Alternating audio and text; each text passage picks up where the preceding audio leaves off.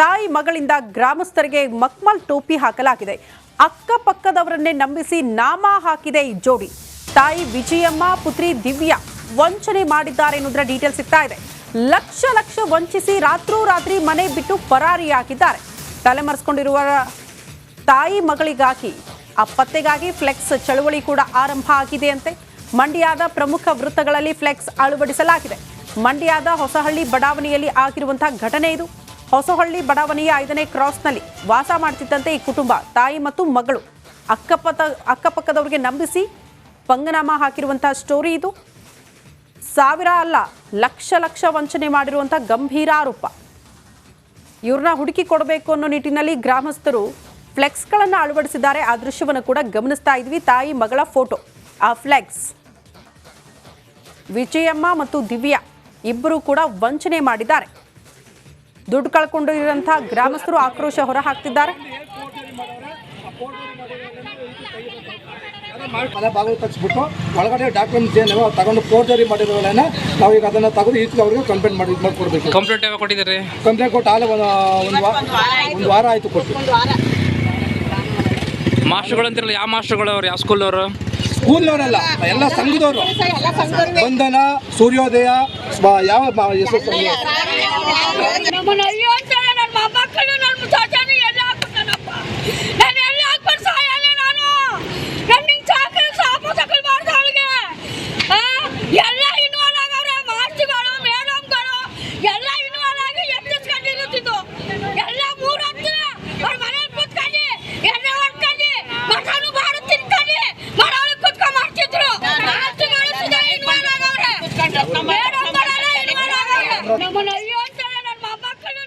ನೋಡಿ, ಇದು ಜನರ ಆಕ್ರೋಶ.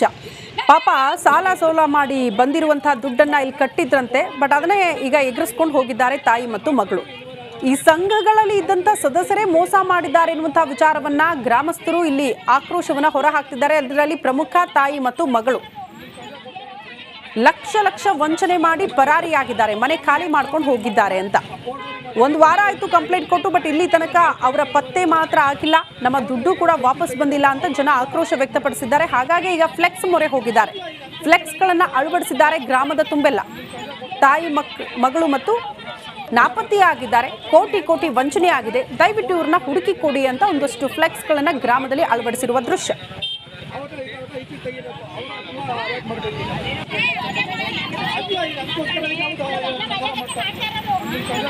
ಅದಿಲ್ವೇ ಇಲ್ಲ. ಅದು ಬರೋದು ಇನ್ವೆಸ್ಟಿಗೇಷನ್ ಮುಗಿದ ಮೇಲೆ, if ನೆಸರಿ it will come. Investigation ಆದ ಮೇಲೆ ಕೋರ್ಟಿಗೆ ಹೋಗಬೇಕಾದ್ರೆ ದಿಸ್ ಮೇ ಬಿ ನೆಸರಿ. ಇನ್ವೆಸ್ಟಿಗೇಷನ್ ಮಾಡಿ ಚಾರ್ಜ್ ಶೀಟ್ ಫೈಲ್ ಮಾಡ್ತಾರೆ. ಹೌದು ಹೌದು. ಆ ಸ್ಟೇಜ್ನಲ್ಲಿ ಬೇಕಾದರೆ PC ಆ್ಯಕ್ಟ್ನಲ್ಲಿ ಸೆಕ್ಷನ್ 19 ಇದರಲ್ಲಿ ಸೆಕ್ಷನ್ IPC ಸೆಕ್ಷನ್ಸ್ ಒಫೆನ್ಸಿಗೆ 218 ಇದು ಸ್ಯಾಂಕ್ಷನ್, PC ಆ್ಯಕ್ಟ್ನ ಒಫೆನ್ಸಿಗೆ 19ನ ಸ್ಯಾಂಕ್ಷನ್, 2 ಸ್ಯಾಂಕ್ಷನ್ ಬೇಕಾಗ್ತದೆ. Thank you so much sir. ನೋಡಿ, ಈಗ ಇದು ಕಾನೂನು ತಜ್ಞರಾಗಿರುವಂಥ BV ಆಚಾರ್ಯ ಅವರ ಮಾತು. ಕೆಲವೊಂದು ವಿಚಾರವಾಗಿ ನಾವು ಸ್ಪೆಕ್ಯುಲೇಟ್ ಮಾಡೋದಕ್ಕಾಗೋದಿಲ್ಲ. ಕಾನೂನಾತ್ಮಕವಾದಂಥ ಹೋರಾಟಗಳು ನಿತ್ಯ ನಿರಂತರವಾಗಿರುತ್ತೆ ಅನ್ನುವ ಮಾತನ್ನು ಕೂಡ ತಿಳಿಸಿದ್ದಾರೆ. ಕ್ಯಾಮ್ರಾ ಪರ್ಸನ್ ಮಂಜು ಜೊತೆ ನಾಗೇಂದ್ರ ಬಾಬು, ರಿಪಬ್ಲಿಕ್ ಕನ್ನಡ, ಬೆಂಗಳೂರು. ಸಿಎಂ ಸಿದ್ದರಾಮಯ್ಯ ಸರ್ಕಾರದ ವಿರುದ್ಧ ರಾಜ್ಯಪಾಲರ ಸಮರ ಮುಂದುವರಿತಾ ಇದೆ. ಮೂಡಾ ಬಳಿಕ ಇದೀಗ ಅರ್ಕಾವತಿ ಡಿನೋಟಿಫಿಕೇಶನ್ ಪ್ರಕರಣ ಮರುಜೀವ ಪಡೆದುಕೊಂಡಿದೆ. ರಾಜ್ಯಪಾಲರು ಈ ಕುರಿತು ವರದಿ ಕೇಳಿದ್ದಾರಂತೆ. ಈ ಕುರಿತ ರಿಪೋರ್ಟ್ ಇಲ್ಲಿದೆ ನೋಡಿ. ಸಿಎಂ ಸಿದ್ದರಾಮಯ್ಯಗೆ ಮತ್ತೊಂದು ಸಂಕಷ್ಟ ಶುರು. ಅರ್ಕಾವತಿ ಡಿನೋಟಿಫಿಕೇಶನ್ ಕೇಸ್ಗೆ ಮರುಜೀವ. ರಾಜ್ಯಪಾಲರು ಹಾಗೂ ರಾಜ್ಯ ಸರ್ಕಾರದ ನಡುವೆ ನಡೆಯುತ್ತಿರುವ ಕಾಳಗೆ ಈಗ ಮತ್ತೊಂದು ಸುತ್ತಿಗೆ ವಿಸ್ತರಣೆಯಾಗಿದೆ. ಸಿಎಂ ಸಿದ್ದರಾಮಯ್ಯ ಮೊದಲ ಅವಧಿಗೆ ಮುಖ್ಯಮಂತ್ರಿಯಾಗಿದ್ದ ಸಂದರ್ಭದಲ್ಲಿ ನಡೆದಿದ್ದ ಅರ್ಕಾವತಿ ಡಿನೋಟಿಫಿಕೇಶನ್ ಪ್ರಕರಣದ ತನಿಖೆಗೆ ನೇಮಿಸಿದ್ದ ನ್ಯಾಯಮೂರ್ತಿ ಕೆಂಪಣ್ಣ ಆಯೋಗದ ವರದಿ ಹಾಗೂ ದಾಖಲೆ ನೀಡುವಂತೆ ರಾಜ್ಯಪಾಲರು ಸರ್ಕಾರಕ್ಕೆ ಪತ್ರ ಬರೆದಿರುವ ವಿಷಯ ಈಗ ಬೆಳಕಿಗೆ ಬಂದಿದೆ. ಈ ಮೂಲಕ ಅರ್ಕಾವತಿ ಡಿನೋಟಿಫಿಕೇಶನ್ ಪ್ರಕರಣಕ್ಕೆ ಮರುಜೀವ ಪಡೆಯುತ್ತಾ ಎನ್ನುವ ಪ್ರಶ್ನೆಗಳು ಉದ್ಭವಿಸಿವೆ.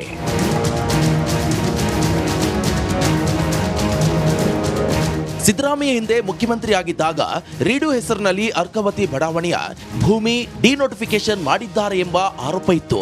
ಆಗ ವಿಚಾರಣೆ ನಡೆಸಿದ ನ್ಯಾಯಮೂರ್ತಿ ಎಚ್.ಎಸ್. ಕೆಂಪಣ್ಣ ಆಯೋಗದ ವರದಿ ಮತ್ತು ಸಂಬಂಧಪಟ್ಟ ದಾಖಲೆಗಳನ್ನು ಸಲ್ಲಿಸುವಂತೆ ರಾಜ್ಯ ಸರ್ಕಾರಕ್ಕೆ ರಾಜ್ಯಪಾಲರು ಪತ್ರ ಬರೆದಿದ್ದಾರೆ.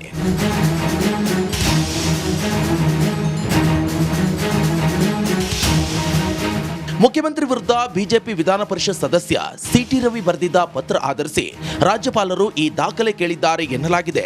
ಸದ್ಯ ಮೂಢ ನಿವೇಶನ ಹಂಚಿಕೆ ಪ್ರಕರಣದಲ್ಲಿ ಹೈಕೋರ್ಟ್ ಪ್ರಾಸಿಕ್ಯೂಷನ್ಗೆ ಅನುಮತಿ ಸಿಕ್ಕ ಬೆನ್ನಲ್ಲೇ ಸಿದ್ದರಾಮಯ್ಯಗೆ ಅರ್ಕಾವತಿ ಬಡಾವಣೆ ಟೆನ್ಷನ್ ಶುರುವಾಗಿದೆ. ಸರ್ಕಾರದ ಮುಖ್ಯ ಕಾರ್ಯದರ್ಶಿ ಶಾಲಿನಿ ರಜನೀಶ್ ನಗರಾಭಿವೃದ್ಧಿ ಇಲಾಖೆ ವರದಿ ಸಲ್ಲಿಸಿದೆ. ಸದ್ಯ ನಗರಾಭಿವೃದ್ಧಿ ಇಲಾಖೆ ಅರ್ಕಾವತಿ ಹಗರಣದ ಕೆಂಪಣ್ಣ ವಿಚಾರಣಾ ಆಯೋಗದ ವರದಿಯನ್ನ ಡಿಸಿಎಂ ಡಿಕೆ ಶಿವಕುಮಾರ್ಗೆ ಸಲ್ಲಿಸಿದೆ. ನಗರಾಭಿವೃದ್ಧಿ ಇಲಾಖೆಯ ಅಧೀನ ಕಾರ್ಯದರ್ಶಿ ರಾಜೇಶ್ ಎಸ್ ಸೋಳಿಕೆರೆ ಸೆಪ್ಟೆಂಬರ್ 11ರಂದು ವರದಿ ಜೊತೆಗೆ ಸಂಬಂಧಪಟ್ಟ ಕಡತಗಳನ್ನು ಡಿಸಿಎಂ ಡಿಕೆ ಶಿವಕುಮಾರ್ಗೆ ಸಲ್ಲಿಕೆ ಮಾಡಿದ್ದಾರೆ. Bureau report, republic Kannada. ಶಾಸಕ ಮುನಿರತ್ನಗೆ ಸಾಲು ಸಾಲು ಸಂಕಷ್ಟ ಎದುರಾಗುತ್ತಲೇ ಇದೆ. ಅತ್ಯಾಚಾರ ಕೇಸ್ನಲ್ಲಿ ಇದೀಗ ಎಸ್ಐಟಿ ಅಧಿಕಾರಿಗಳು ಮುನಿರತ್ನರನ್ನ ಕಸ್ಟಡಿಗೆ ಪಡೆದು ವಿಚಾರಣೆ ನಡೆಸೋದಕ್ಕೆ ಮುಂದಾಗಿದ್ದಾರೆ. ಈ ಕುರಿತ ಒಂದು ರಿಪೋರ್ಟ್ ಇಲ್ಲಿದೆ ನೋಡಿ. ಎಸ್ಐಟಿ ಕಸ್ಟಡಿಗೆ ಬಿಜೆಪಿ ಶಾಸಕ ಮುನಿರತ್ನ. ಮುನಿರತ್ನ ಕಸ್ಟಡಿ ಬೆನ್ನಲ್ಲೇ ತನಿಖೆ ಚುರುಕು. ಅತ್ಯಾಚಾರ ಆರೋಪ ಪ್ರಕರಣ ಎದುರಿಸುತ್ತಿರುವಂತಹ ಬಿಜೆಪಿ ಶಾಸಕ ಮುನಿರತ್ನರನ್ನ 42ನೇ ಎಸಿಎಂಎಂ ಕೋರ್ಟ್ ಅಕ್ಟೋಬರ್ 5ರ ತನಕ ಎಸ್ಐಟಿಗೆ ಕಸ್ಟಡಿಗೆ ನೀಡಿತ್ತು. ನಿನ್ನೆಯೇ ಎಸ್ಐಟಿ ಅಧಿಕಾರಿಗಳು ಮುನಿರತ್ನ ಅವರನ್ನ ತಮ್ಮ ಕಸ್ಟಡಿಗೆ ಪಡೆದುಕೊಂಡು ಡ್ರಿಲ್ ಶುರು ಮಾಡಿದ್ದಾರೆ. ಶಾಸಕ ಮುನಿರತ್ನ ವಿರುದ್ಧ ರಾಮನಗರ ಜಿಲ್ಲೆಯ ಕಗ್ಲೇಪುರ ಠಾಣೆಯಲ್ಲಿ ಅತ್ಯಾಚಾರ ಪ್ರಕರಣ ದಾಖಲಾಗಿತ್ತು. ಇದೀಗ ಹೆಚ್ಚಿನ ತನಿಖೆಗಾಗಿ ನಿನ್ನೆ ಎಸ್ಐಟಿ ಕಸ್ಟಡಿಗೆ ಪಡೆದುಕೊಂಡಿದೆ. ಇಷ್ಟು ದಿನ ಆಗಿದ್ದು ಪ್ರಾಥಮಿಕ ತನಿಖೆ ಅಷ್ಟೇ ಆಗಿತ್ತು. ಇಂದಿನಿಂದ ಅಸಲಿ ತನಿಖೆ ಶುರುವಾಗಿತ್ತು. ಯಾವ್ಯಾವ ಆಯಾಮಗಳಲ್ಲಿ ತನಿಖೆ ನಡೆಯುತ್ತೆ ಎಂಬುದನ್ನು ನೋಡೋದಾದ್ರೆ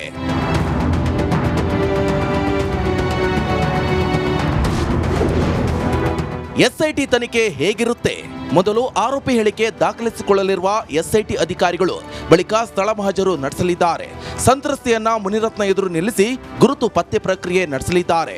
ನಂತರ ಇಬ್ಬರನ್ನ ಸ್ಥಳ ಮಹಜರಿಗೆ ಕರೆದೊಯ್ಯಲಿದ್ದಾರೆ. ಇನ್ನು ಸಿಕ್ಕಿರೋ ದಾಖಲೆ ಮುಂದಿಟ್ಟು ಮುನಿರತ್ನ ವಿಚಾರಣೆಯನ್ನ ನಡೆಸಲಿದ್ದಾರೆ. ಮುತ್ಯಾಲ ನಗರ, ಗೋಡೌನ್ ಸೇರಿ ಹಲವೆಡೆ ಪಂಚನಾಮೆ ತೆಗೆದುಕೊಳ್ಳಲಿದ್ದಾರೆ. ಅಲ್ಲದೆ ಶಾಸಕ ಮುನಿರತ್ನ ಮೊಬೈಲ್ ವಶಕ್ಕೆ ಪಡೆದು ಪರಿಶೀಲನೆ ನಡೆಸಲಿದ್ದಾರೆ. ಮೊಬೈಲ್ ಪ್ರೈಮ್ ಎವಿಡೆನ್ಸ್ ಆಗಿ ಪರಿಗಣನೆ ಆಗಲಿದೆ. ಒಂದು ವೇಳೆ ಮೊಬೈಲ್ ಸಿಕ್ಕರೆ ರಿಟ್ರೀವ್ಗೆ ಎಫ್ಎಸ್ಎಲ್ಗೆ ರವಾನಿಸಲಿದ್ದಾರೆ.